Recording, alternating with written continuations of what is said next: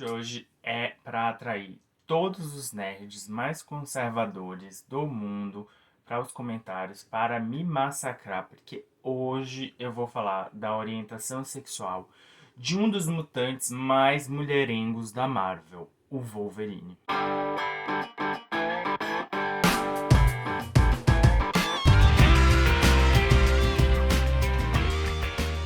Antes de tudo, eu preciso comentar e contextualizar vocês, ou para quem não acompanha o universo de quadrinhos da Marvel, sobre o atual status quo dos mutantes nesse universo. A última grande saga dos X-Men, intitulada House of X e Powers of X, traduzido do português ficaria como Dinastia X e Poderes do X, ou Poderes do 10, porque posteriormente explicaram que o X no título representa, na verdade, o número romano para o 10. O roteirista Jonathan Hickman constrói uma das narrativas mais complexas e bem arquitetadas do universo Marvel recente. Aí vai um resumo básico e sem spoilers para quem não conseguiu acompanhar essa saga. O professor Xavier acaba descobrindo que, independentemente das ações dos mutantes, o destino deles é sempre o mesmo: a dizimação. E com o conhecimento desse futuro inescapável, ele toma algumas decisões extremas para salvar o seu povo e, em consequência, cria uma nova nação mutante, que floresce com a ajuda dos poderes da Ilha Mutante Krakoa.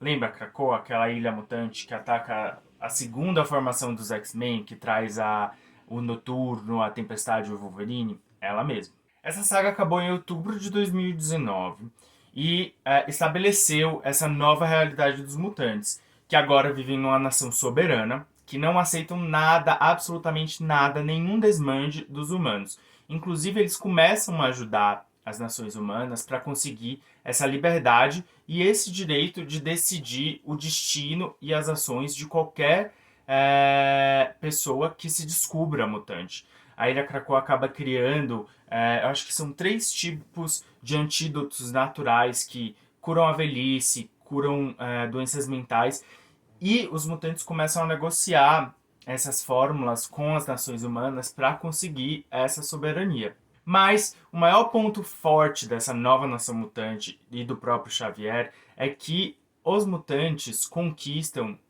um dos poderes mais incríveis que a realidade da Marvel poderia ter.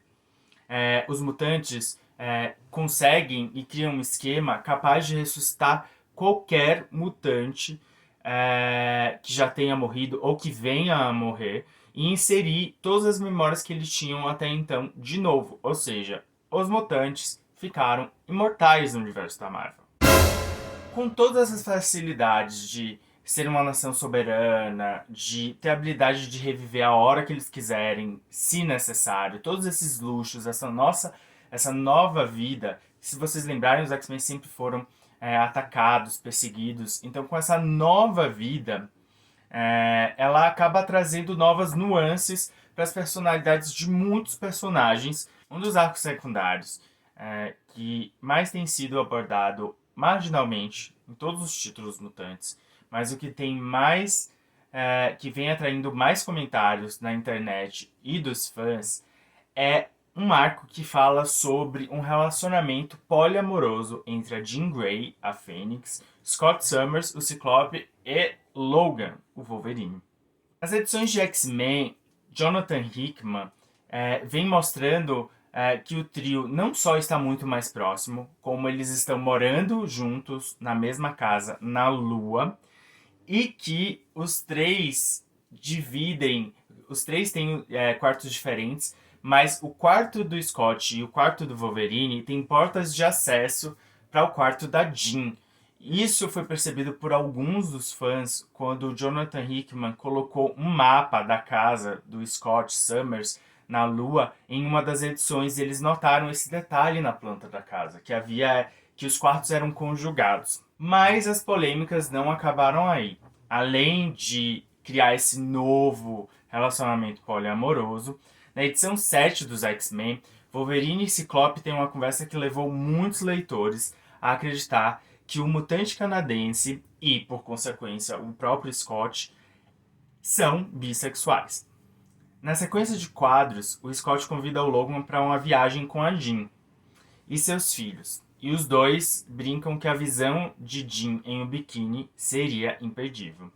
Mas nessa hora, o Ciclope complementa, e o Scott de sunguinha. Também é uma visão imperdível, certo? No que Wolverine responde: bem, quem poderia dizer não para isso?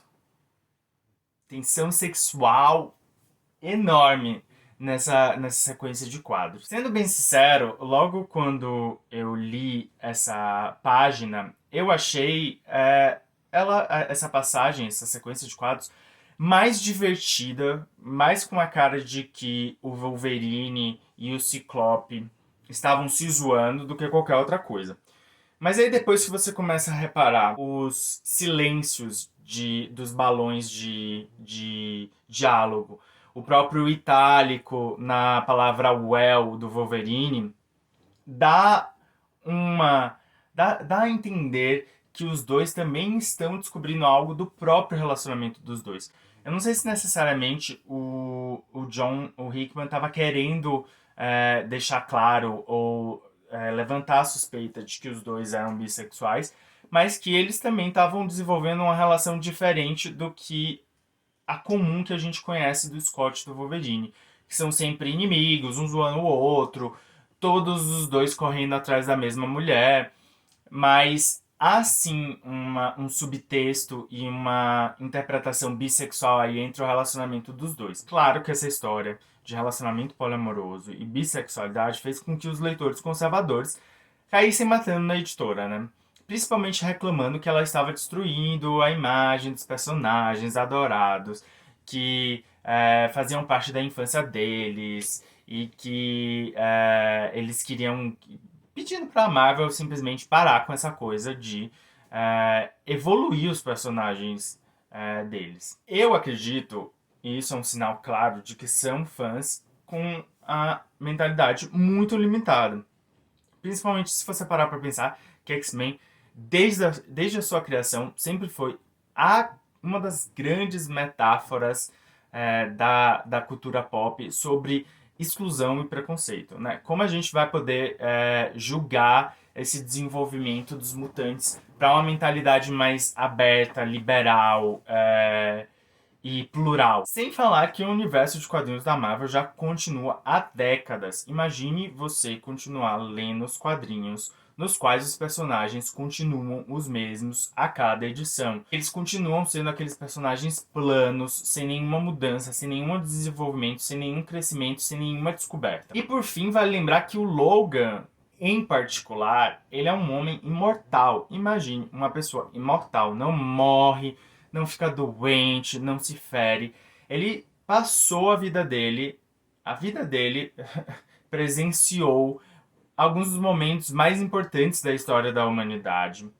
Ele conheceu pessoas interessantes, conhecidas, famosas, não famosas, anônimos, pessoas que mudaram a vida dele e pessoas de diferentes backgrounds. É impossível imaginar que ele, como esse mutante bem viajado, bem conhecido, iria deixar de experimentar algo que não é tradicional para nossa realidade, simplesmente porque as pessoas o julgariam por isso. Eu acho, por exemplo, que apesar do Wolverine ter sido criado inicialmente com essa imagem de briguento, só porrada, me dá minha cerveja, me dá meu charuto, ele se desenvolveu e todas as histórias que mostram o passado dele mostram que ele seria uma pessoa que não teria preconceito ou não se sentiria afetado por explorar a orientação sexual dele. A gente vê que o pessoal ficou logo pensando no Wolverine sobre a coisa da bissexualidade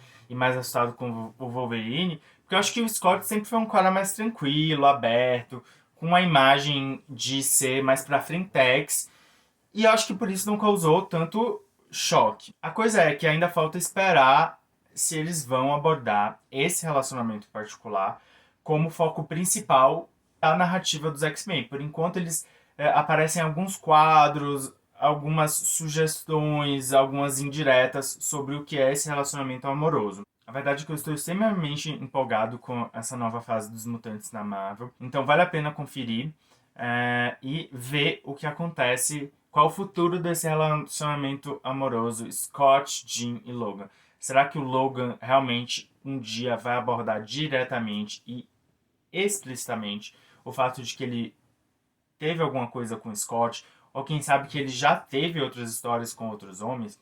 Eu não lembro de terem abordado isso em algum momento, mas se você que lê quadrinhos já viu alguma dessas indiretas por aí, coloca nos comentários, tá bom? Eu só queria fazer alguns adendos rapidíssimos antes de a gente terminar, porque em 2012, um título chamado Extreme X-Men mostrou uma realidade paralela em que o Logan era gay e era par amoroso do Hércules. E quando isso ficou explícito, quando os dois se beijaram lá numa batalha, mais uma vez, os nerds, os geeks conservadores foram lá e não acreditaram que o Wolverine era gay, o Wolverine e o Hércules. Sendo que não tinha como deixar mais claro que era um universo paralelo, que era uma história curta, etc, etc, etc. Eles foram lá e massacraram. Meu Deus, não, Wolverine, meu machão de estimação não pode ser gay. O último adendo é que, depois de um período sem publicar histórias novas em respeito a todas as pessoas e todos os negócios que vivem do universo de quadrinhos e que estão passando por essa quarentena e por isolamento social, a Marvel vai voltar a publicar agora suas histórias no dia 27 e vai trazer um novo título mutante, que é o X Factor. Ele vai trazer uma equipe investigativa de mutantes que procura entender e se aprofundar nessa realidade agora que imortalidade é comum entre os mutantes. O interessante desse grupo, na verdade, é que ele vai trazer alguns dos principais personagens queer do universo mutante, como o Estrela Polar, o Daken, que é o filho bissexual do Wolverine, e Prodígio. Portanto, aguardem, porque eu acredito que agora estamos no momento em que a Marvel vai abordar e ser muito mais aberta à representatividade da comunidade LGBTQ e mais. Se você tiver comentários, quiser discutir sobre esse assunto, o que você achou da saga, ou em quadrinhos em geral, deixe seu comentário aqui embaixo.